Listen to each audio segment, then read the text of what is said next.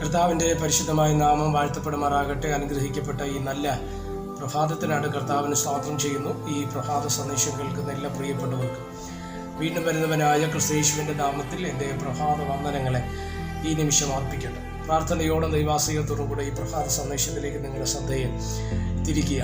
ഉൽപ്പത്തി പുസ്തകം 40-ാം അധ്യായം അതിൻ്റെ 14-ാമത് വാക്യം. എന്നാൽ നീ ശുഭമായിരിക്കുമ്പോൾ എന്നെ ഓർത്ത് എന്നോട് ദയ ചെയ്ത് ഫറവോനെ എൻ്റെ വസ്തുത ബോധിപ്പിച്ച് എന്നെ ഈ വീട്ടിൽ നിന്ന് വിടുവിക്കണമേ. എന്നെ എബ്രായരുടെ ദേശത്ത് നിന്ന് കട്ടുകൊണ്ടുപോകുന്നതാകുന്നു. ഈ കുണ്ടറയിൽ എന്നെ ഇടേണ്ടതിന് ഞാനിവിടെ യാതൊന്നും ചെയ്തിട്ടില്ല. ഈ വാക്യങ്ങൾക്കാണ് ദൈവത്തിന് സ്തോത്രം ചെയ്തു. യോസേഫിൻ്റെ ജീവിതത്തോടുള്ള ബന്ധത്തിൽ പറയപ്പെടുന്ന അനുഗ്രഹീതമായ ഒരു ചിന്തയാണ് നമ്മൾ ഇന്ന് പ്രഭാതത്തിൽ വായിപ്പാൻ തക്കവണ്ണം ഇടവരുന്നത്. നമുക്കറിയാം, സഹോദരന്മാർ വെറുക്കപ്പെട്ട് സഹോദരന്മാർ ഇവനെ സ്തോത്രം പൊട്ടക്കണ്ടറിനകത്തെടുത്തിട്ട് 20 വെള്ളിക്കാശിന് മിദ്യാനെ കച്ചവടക്കാർക്ക് വിറ്റ് സ്തോത്രം ഒറ്റ കാരണമാണ് ഈ യോസേഫ് കണ്ട സ്വപ്നത്തെ പ്രതി, അല്ലെങ്കിൽ അവൻ്റെ ജീവിതത്തിൽ വെളിപ്പെടുവാനുള്ള നന്മകളെയും വാഗ്ദത്വങ്ങളെയും നോക്കിയിട്ട് അതവൻ പ്രാപിക്കാൻ പാടില്ല എന്നുള്ള ലക്ഷ്യത്തോടുകൂടെ, അതിനേക്കാൾ ഉപരിയായി ഇവൻ്റെ മുമ്പിൽ നമ്മൾ സ്തോത്രം വണങ്ങേണ്ടി വരുമെന്നുള്ള ചിന്തകൾ അവനെ ഭരിച്ചിട്ട് സ്തോത്രം ഇവനെ തകർക്കുവാനുള്ള പദ്ധതികൾ യോസേഫിൻ്റെ രക്തബന്ധത്തിൽ, അല്ലെങ്കിൽ യോസേഫിൻ്റെ സഹോദരങ്ങൾ ചെയ്തു വെക്കുന്നതായിട്ട് നമ്മൾ വായിക്കപ്പെടുന്നുണ്ട്, അല്ലേ? അപ്പോൾ എല്ലാവർക്കും ഒരുപക്ഷെ സഹോദരങ്ങളാകാം, നമുക്ക് ഏറ്റവും അടുത്ത വ്യക്തികളാകാം, വേണ്ടപ്പെട്ടവരാകാം. നമ്മോടല്ല ഈ ശത്രുത വെളിപ്പെടുന്നത് കേട്ടോ, നമ്മോടല്ല. പകരം നമ്മളിൽ വെളിപ്പെടാനിരിക്കുന്ന ഒരു അനുഗ്രഹമുണ്ട്, നമ്മളിൽ വെളിപ്പെടാനിരിക്കുന്ന ഒരു വാഗ്ദത്തമുണ്ട്. ഈ വാഗ്ദത്തത്തിലേക്കാണ് പലപ്പോഴും എന്ത് ചെയ്യുന്നത്, പലരും സ്തോത്രം നോട്ടമിടുകയും നമ്മെ തകർക്കുവാനുള്ള ലക്ഷ്യം പിശാച് പലപ്പോഴും അത് ആയുധമാക്കുന്നത് പല വ്യക്തികളെ പ്രതിയാണ്. ഇവിടെയും അങ്ങനെ തന്നെയാണ് യോസേഫിൻ്റെ ജീവിതത്തിൽ സംഭവിക്കപ്പെടുന്നത്.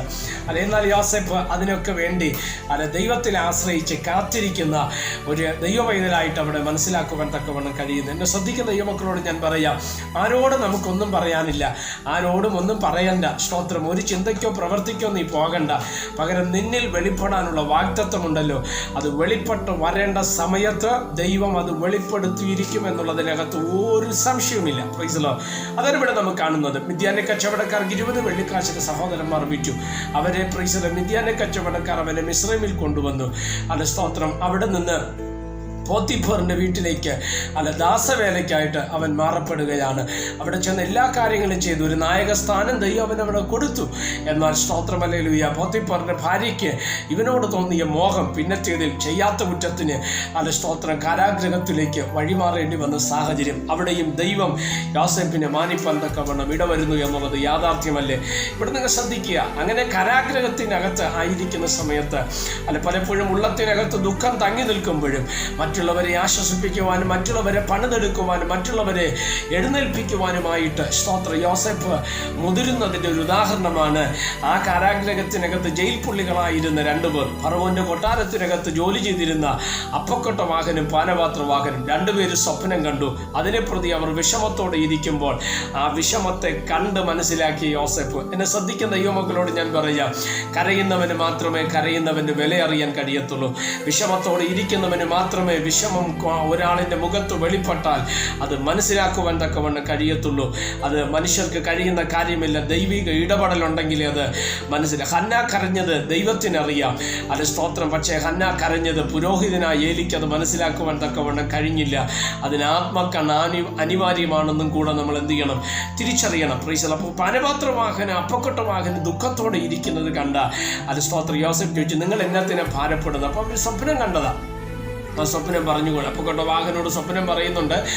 സ്തോത്രം. അതുപോലെ പാനപാത്ര വാഹനോട് സ്വപ്നം പറയുന്നുണ്ട്. അപ്പോൾ പാനപാത്ര വാഹനെ തിരിച്ച് കൊട്ടാരത്തിലേക്ക് ജോലിക്ക് പ്രവേശിക്കും വിധത്തിലാണ് അവൻ്റെ സ്വപ്നം, അതിൻ്റെ വ്യാഖ്യാനം വെളിപ്പെട്ട് വന്നത്. എന്നാൽ അവനെ തിരികെ കൊണ്ടുപോകുന്ന സമയമാകുമ്പോൾ പാനപാത്ര വാഹനോട് യോസേഫ് പറയുന്ന ഒരു വാചകമാണ് നമ്മൾ ഇന്ന് പ്രഭാതത്തിൽ വായിപ്പാൻ തക്കവണ്ണം ഇടവന്നത്. ആ വാക്യം നിങ്ങൾ ശ്രദ്ധിച്ചേ. എന്നാൽ നീ ശുഭമായിരിക്കുമ്പോൾ എന്നെ ഓർത്ത് എന്നോട് ദയ ചെയ്ത് ഫറവോനെ എൻ്റെ വസ്തുത ബോധിപ്പിച്ച് എന്നെ ഈ വീട്ടിൽ നിന്ന് വിടുവിക്കണമേ. സ്തോത്രം. എന്താ യോസേഫ് പറഞ്ഞത്? നിനക്ക് അവിടെ ജോലി കിട്ടുമ്പോൾ, നീ തിരിച്ച് ഫറവോന്റെ അടുക്കൽ ചെല്ലുമ്പോൾ, സ്തോത്രം, എന്നെ ഓർത്ത് എൻ്റെ വസ്തുതയെ, സ്തോത്രം, എന്ത് ചെയ്യണം? ഫറവോനോട് നീ ബോധിപ്പിച്ച് ഈ കാരാഗ്രഹത്തിനകത്ത് നിന്ന്, ഈ വീട്ടിനകത്ത് നിന്ന് എന്നെ വിടുവിക്കണമേ എന്ന് പറയുന്ന യോസേഫിൻ്റെ അവസ്ഥ നമുക്കറിയാം. പക്ഷെ പിന്നത്തിൽ നമ്മൾ വായിക്കുമ്പോൾ എടുത്തു പറയുന്നുണ്ട് യോസേഫിനെ കുറിച്ചുള്ള ആ ഒരു ചിന്ത, ആ ഒരു വിഷയം പാനപാത്രവാഹൻ മറക്കുവാൻ തക്കവണ്ണം ഇടവന്നു. എന്നാൽ ദൈവം വിട്ടില്ല കേട്ടോ. സ്തോത്രം. ഹല്ലേലൂയ. എന്നെ കേൾക്കുന്ന പ്രിയമുള്ളവരെ, ഒരുപക്ഷെ നമ്മുടെ അടുത്തുള്ളവരോ, നമ്മുടെ അയൽക്കാരോ, നമ്മുടെ സഹോദരങ്ങളോ, നമ്മുടെ സ്നേഹിതരോ, നമുക്ക് ഏറ്റവും വേണ്ടപ്പെട്ടവരോ ഒരുപക്ഷെ നമ്മളെ മറന്നെന്ന് വരും. ഒരുപക്ഷെ നമ്മളാലുള്ള വിടുതലുകൾ നമ്മൾ പ്രാർത്ഥിച്ച്, നമ്മൾ ദൈവസന്നിധിയിൽ നിന്ന്, ഇടിവിൽ നിന്ന് പലരും വിടുവിക്കപ്പെട്ടിട്ടില്ലേ, അവരൊക്കെ, സ്തോത്രം, ഒരുപക്ഷെ നമ്മൾ മറന്നുപോയെന്ന് വരാം. എന്നാൽ ദൈവം നിന്നെ മറക്കത്തില്ല. സ്തോത്രം. യോസേഫിനെ മറക്കാത്തൊരു ദൈവം അല്ല. സ്തോത്രം. ഹല്ലേലൂയ. ദൈവം ഫറവോനൊരു സ്വപ്നം കൊടുത്ത് അങ്ങനെയാണ് യോസേഫിനെ ദൈവം അനുഗ്രഹിപ്പാനിട വന്നത്. എന്നെ ശ്രദ്ധിക്കുന്ന ദൈവമക്കളോട് ഞാൻ പറയാം, ആരും മറന്നാലും ദൈവം നിന്നെ മറക്കയില്ല. ആര് നിന്നെ തള്ളിക്കളഞ്ഞാലും ദൈവം നിന്നെ തള്ളിക്കളയില്ല. വിശ്വാസത്തോടെ, പ്രതീക്ഷയോടെ, പ്രാർത്ഥനയോടെ നമുക്ക് ദൈവകരങ്ങളിൽ ഏൽപ്പിക്കപ്പെടാം. പ്രാർത്ഥിക്കാം. പരിശുദ്ധനായ ദൈവമേ, സ്വർഗീയ പിതാവേ, ഈ സന്ദേശത്തിനായിട്ട് നന്ദിയോടെ സ്തോത്രം ചെയ്യുന്ന, ഈ സന്ദേശം കേൾക്കുന്ന എല്ലാ പ്രിയപ്പെട്ടവരെ അവിടെ നിന്ന് അനുഗ്രഹിച്ചാട്ട് എല്ലാവർക്കും ഇതൊരു അനുഗ്രഹമാകണമേ. സ്തോത്രമല്ലേ. മറക്കാത്ത ദൈവത്തെ തിരിച്ചറിഞ്ഞുകൊണ്ട് മുന്നോട്ട് പോകുവാൻ സ്വർഗമിട വരുത്തിയാട്ട് എല്ലാ മഹത്വം കർത്താവിന് യേശുവിൻ നാമത്തിൽ തന്നെ. ആമേൻ. എല്ലാവരെയും ദൈവം അനുഗ്രഹിക്കട്ടെ. God bless you.